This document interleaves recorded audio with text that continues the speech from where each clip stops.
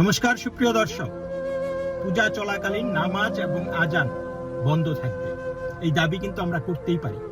কেন করতে পারবো না? তারা তো বলে দিয়েছে যে নামাজ এবং আজান চলাকালীন কোনো ধরনের পূজা করা যাবে না, সাংস্কৃতিক অনুষ্ঠান বন্ধ থাকবে, ঢাকঢোল বাজানো বন্ধ থাকবে, আরতি বন্ধ থাকবে, এমনকি ঢাকি বিরতি নেবার সময়ও লক্ষ্য রাখতে হবে কেউ যেন এসে সেই ঢাকের মধ্যে বাড়ি না মারে।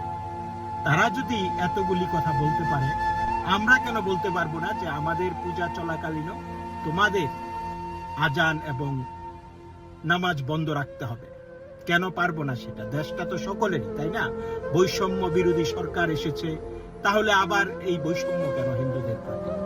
কেন হিন্দুদেরকে বলা হবে যে আজানের 5 মিনিট আগে থেকে অবশ্যই বাধ্যতামূলক ভাবে পূজার্চনার কার্যাদি বন্ধ রাখতে হবে? ওয়াই?